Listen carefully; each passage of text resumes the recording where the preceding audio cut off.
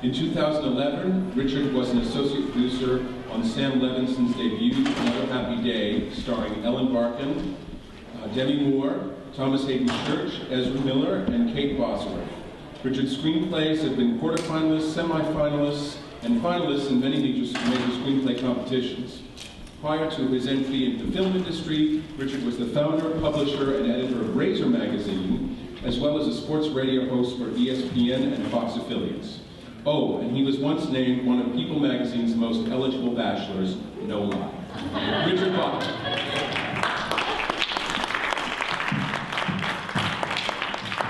Great notes, I didn't know that we should put that in there. So I'm going to talk about networking, social media.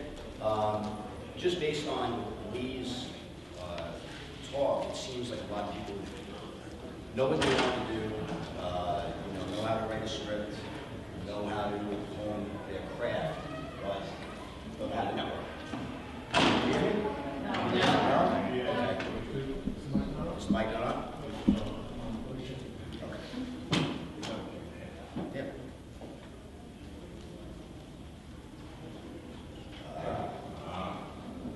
Technology. Okay, so I'm here to talk about networking and social media. And what I was saying was I was hearing in this room, based on questions, that a lot of people know all about the craft and about honing their craft, writing a screenplay, entering contests and all that. But it seems that networking is hard, or is a problem, is something that troubles people. So the first question I'll ask is, how many people are on social media at all? How many people? Okay. How many use social media specifically for their screenwriting, to make connections? Okay. What do you guys, the three of you back there in that world, what do you use? What networks? Facebook. Facebook? Facebook and WordPress. Okay. Facebook and Twitter. I'm curious, what do you get out of Facebook as far as screenwriting is concerned? Not necessarily sharing pictures of the kids and all that, but actual screenwriting, making connections. How do you network with other screenwriters or let's say managers or agents, producers? You can like organizations that are related to screenwriting. And then for me, I blog, and then I'll use Facebook to promote my blog. Okay. Okay. You build relationships once you've met people, and then you get to know them on more of a personal basis. But do you find, like, if you approach, let's say you find a manager on Facebook and you go and you try to like or friend them? Yeah, mine's all, I have screenwriters mostly. So Screenwriter friends? Okay. So if somebody has a show or something like that, then what I do is I tweet about it, it shows up on my Facebook page as well. So I promote their work, hoping that when it's my turn, they'll promote mine. Okay, yes, that's good. I mean, that's very good. And that's actually the right approach. We're going to talk a little bit about approaching on social media. You might want to help me teach that part, because that's very good. Social media, to me, it's changed everything. The reason we started Stage 32, which is a social media site, a social network of film, television, and theater creatives, that now boasts 125,000 members in 185 countries. And they're all brilliant, creative people who are looking to make connections that don't have another way outside of doing it online. And the reason we started it was because we felt that there wasn't really a network out there that really was conducive to the creative mind. Facebook to me, and you use it right, but Facebook to me, the problem with it is that it's very difficult to make a connection with a manager. It's very difficult to make a connection with somebody that runs a production company. They're not going to befriend you. Twitter is a much more friendly platform. And Twitter is something that I advocate very much. And I advocate it for screenwriters to use it, but to use it strictly for your screenwriting. To use it in a way to put out information about yourself that makes you attractive to producers, to managers, to agents. I've had 3 different managers that I've been able to submit material to through connections I made on Twitter. And we talk about the behavior of how you go about doing that in a minute, but the fact of the matter is that these people are accessible. It's global. They're around 24/7, 365. It's a very, very simple way to get your foot in the door, which we were talking about earlier, is how do you get your foot in the door? Well, one way is to have a method online. This is something that we offer on Stage 32, of course. For you to have your own page where you can house your work, okay? Where you can put up your log lines, where you can put up your synopsises, you can put up your whole screenplay if you want, which I would obviously recommend copywriting first. That allows you to go out onto, let's say, a Twitter and promote that page and get people to come see your work. That's a really good way to introduce yourself to some of the best people out there and to not have to blind query. Because blind queries, let's face it, these guys, I'll tell you, one manager in particular, one of the biggest firms out there, he gets close to 50 blind queries a day, and he doesn't read any of them. And the reason he doesn't read any of them is because he already has his clients, and he doesn't feel that the approach is the right approach. Yet, the same guy recently sold a $2 million script from a guy he met on Twitter. And the guy approached him in a way, he didn't say, just look at my script. He started a conversation. He talked to him about his work. He asked him what he was looking for.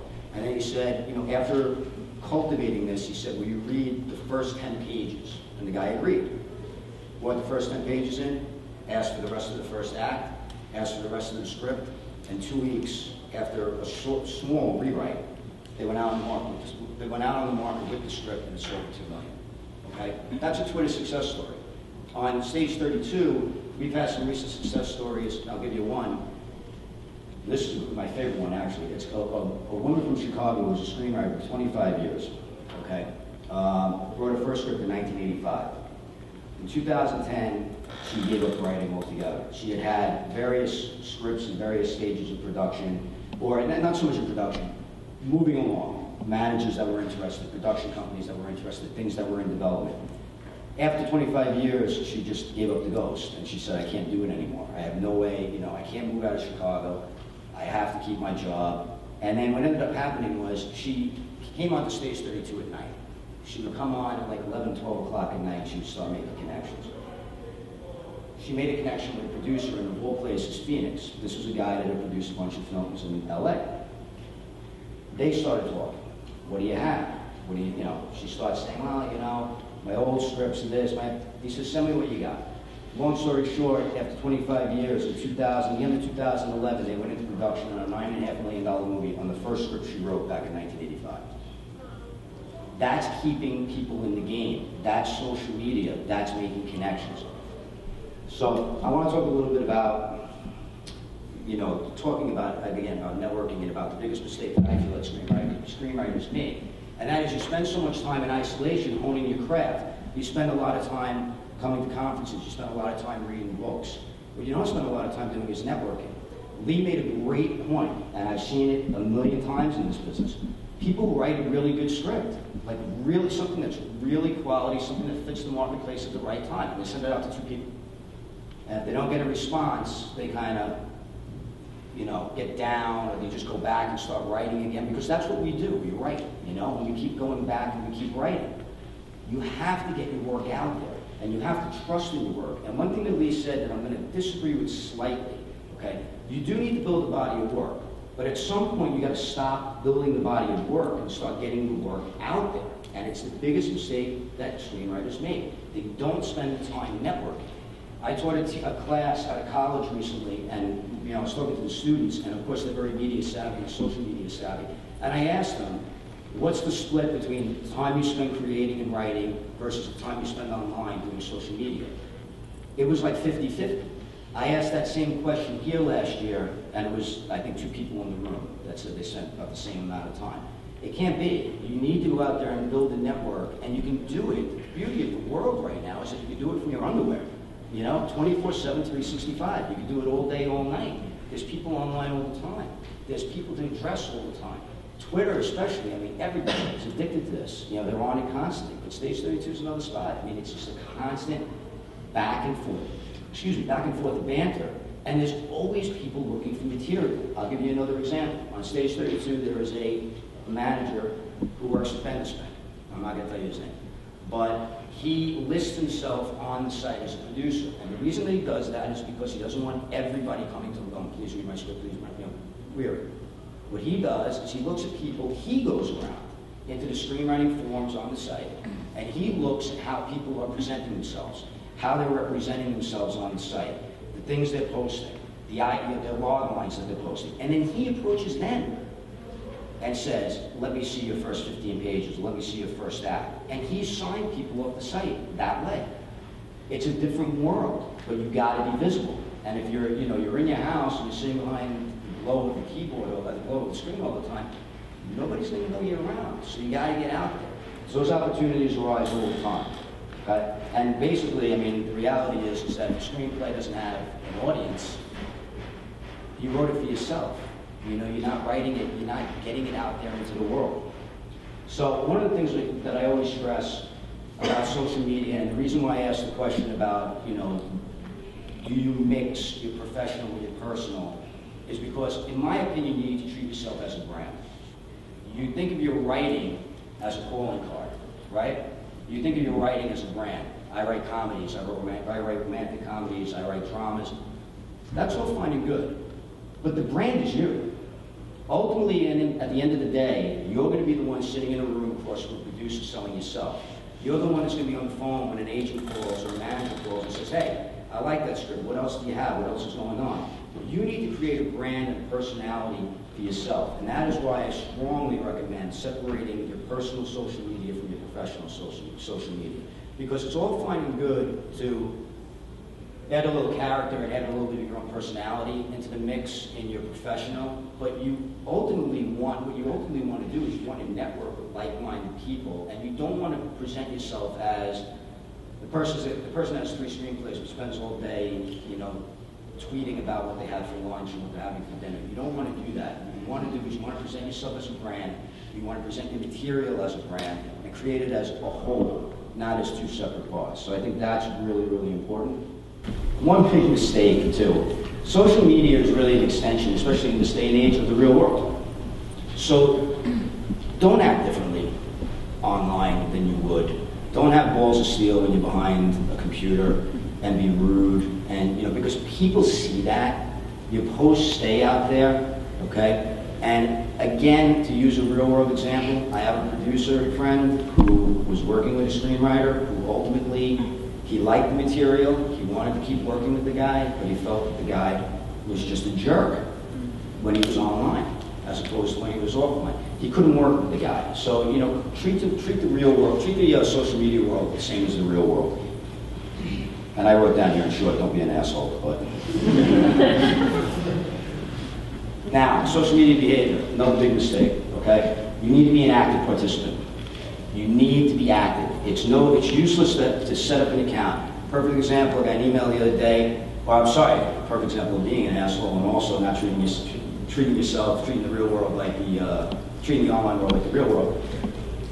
Guy on stage 32 puts a tweet up on Twitter and says, I've been on stage 32 for 1.5 years. I've gotten nothing out of the site. It's a piece, it's garbage. I said, okay. So I went and looked at his account. And sure enough, he had signed up 1.5 years ago. He had made 1 post. And he made it to the 1 person he had in his network, which was me. So, yes, you're not going to get anything out of the network. You need to be active. Be a giver first and a taker second. Very important, okay? Too many people, you see it on Twitter all the time. I have 60,000 followers on Twitter. I run the account. I can't tell you how many times a day I get, hey RB, have you seen my video? Hey RB, can you support my Kickstarter? Or, it's never a conversation first. Well, I shouldn't say never. The people that do it wrong, it's not a conversation. It's a demand, and you don't want to demand anything. You're cultivating relationships, and then you ask, and that is the best way to make that work. So always be a giver first, and also when you're writing part, people that you network on the site that are writers. Offer to read another person's script. Offer to work on somebody else's synopsis. Take the lead of helping somebody else out first before giving your stuff to them or saying, hey, can you help me out? Okay. Never frown on a contact. Okay. This is another thing that goes on stage 32 all the time. Is that I'm getting hit up by a lot of actors. I'm a screenwriter. Why do I want to network with actors? Well, perfect example. Actor on the site had been in 1 show in 15 years. That was the 1 credit. She was still trying to work. She got a screenplay she saw a log line from another member of the site, got the script from the guy, read it, liked it so much, and passed it on to Kennedy Marshall. But she had the contact to Kennedy Marshall. And now they're in talks. You never know what a contact is going to lead or where it's going to lead to. You got to cultivate the relationship. So that's just one more example. And again, I have written down, in short, don't be an asshole.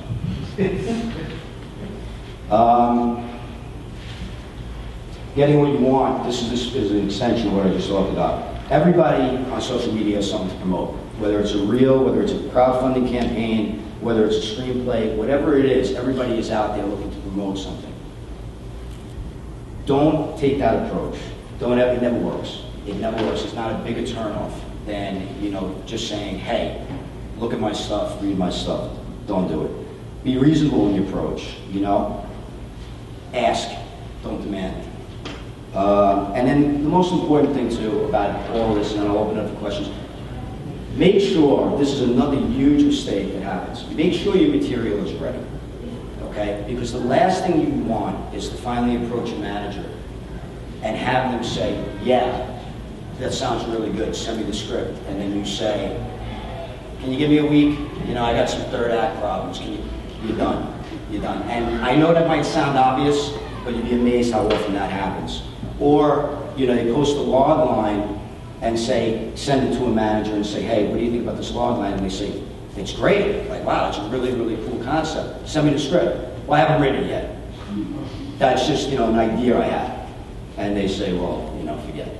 So that's just a basic overview of all social media, and I'm open to questions if anybody has any. LinkedIn, well, first of all, we've been called Facebook meets LinkedIn for film, television, theater creators. That was a quote from, I think it was the New York Times. I mean, LinkedIn, I like LinkedIn to an extent. I don't think it's great. I like LinkedIn as a CEO of a company. I don't like LinkedIn as a screenwriter. And the reason why is because I feel like it's not conducive to doing business. Same type of thing. I think if you find a manager on LinkedIn, I'll use my Benspin friend, okay? He's on LinkedIn. He won't accept any, I don't know what they call them, network requests or whatever they call them on LinkedIn, from anybody he doesn't know. So screenwriters hit him up all the time. Yet, he will communicate and have a conversation with somebody on Twitter, and he will go into stage 32 and look for people who are handling themselves right, who might have material that interests him. So the other problem I have with LinkedIn, and not to bash any other media site, but the forums in LinkedIn, to me, especially for creatives, is they're just loaded with spam. And it's everybody saying, can you support my crowdfunding campaign? There's not conversation going on there.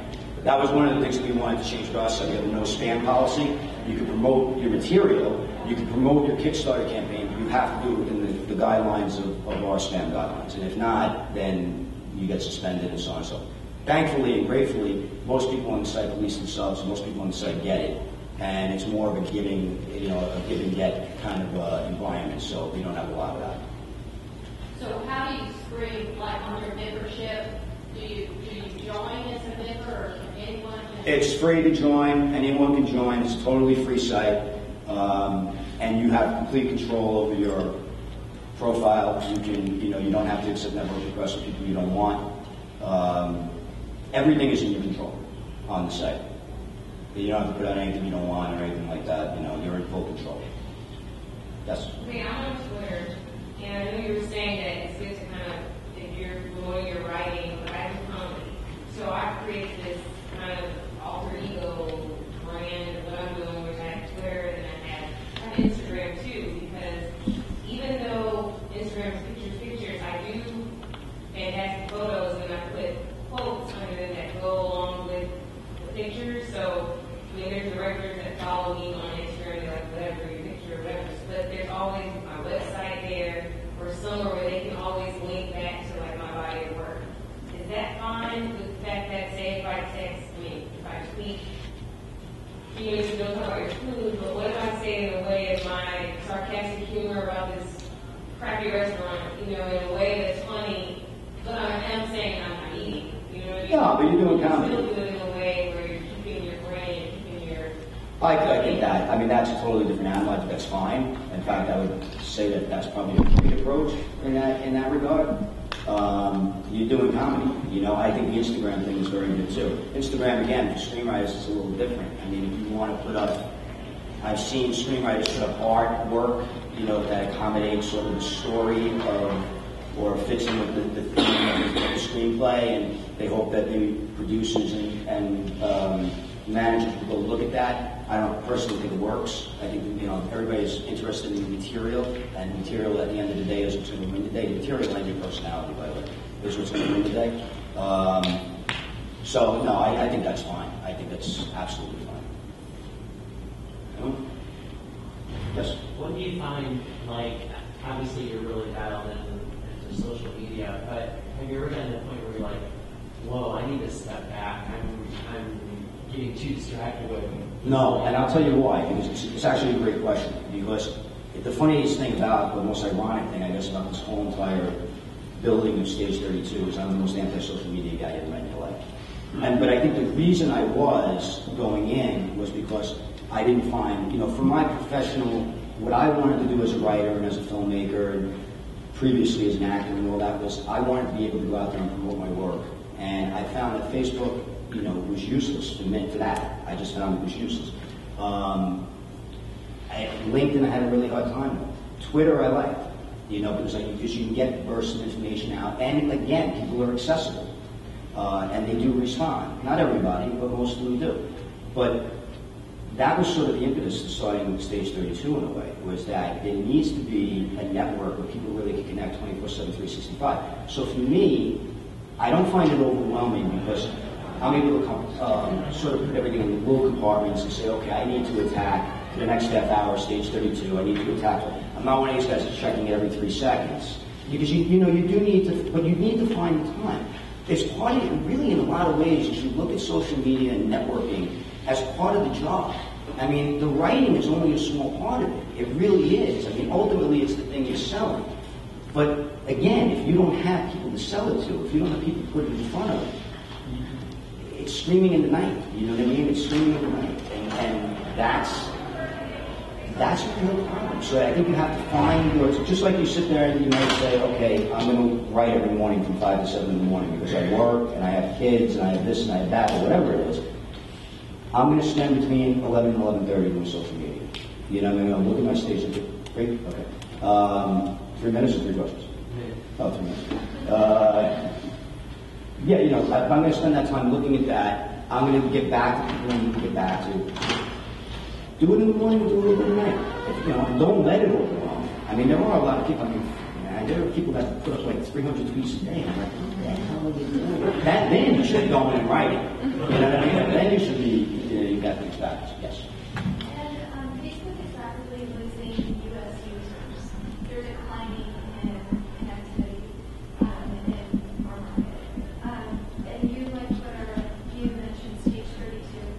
It seems to me that a great way of social networking is to avoid LinkedIn and all of these more professional profiles and go into the fan sites, go into your genre areas and have organic relationships with people. Well, I think that the thing with Stage 32 and Twitter is that, you know, Twitter you can follow whatever you want to follow. So if you want to follow fellow screenwriters, you want to follow managers and agents, and by the way, follow managers and agents because you should see what they're posting on their feeds to say, every once in a while they will post, I'm looking for a gothic adventure, I'm looking for a thriller. I mean, and shoot me log, I know one guy that does it once a month. They'll say, this is what I'm looking for the next hour you can send me log lines. And people will tweet the log lines to him, and then he'll pick the ones he likes, and he'll take it out. With Stage 32, every single person on the site is creative.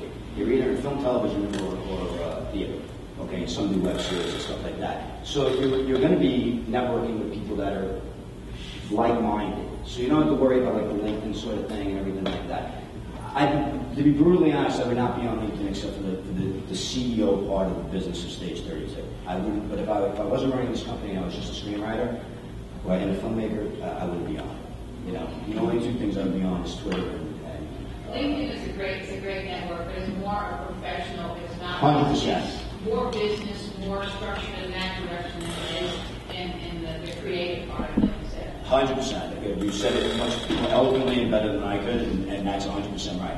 Yes, Do you know of a good resource by the Twitter handles for industry folks, managers? You know, that's a good question. I mean, a lot of them do use hashtags. I would, look under hashtag screenwriting, hashtag script chat. Sometimes it's as simple as most of them, like let's say I'll use the Bend the Spick example again, most of the managers of Bend the Spick have that in their description. So if you put Bend the Spick in the search category, the search bar, it'll come up with all the managers. Sometimes it's just as simple as finding the names of the managers online, putting their names into the search bar on Twitter, and their handle will usually come up if they're using their name anywhere in the handle, or anywhere in the description. So that's an easy way to do it. Sometimes it's a little digging, but, and IMDb Pro as well, if you go on there, if you guys have it, and it's another great tool that I highly recommend. You can bring up all the managers' names and plug them in one by one. But there's a lot of ways to get to people. That's the thing. That's the thing that I think that people miss. When we talk about networking, it really has never been more simple to reach people outside of the blind query. You know what I mean? Where you don't have to do the blind query. You can actually get them direct. They're all around, and many of them are very approachable. And I'll finish. Mr. Batto, ladies and gentlemen.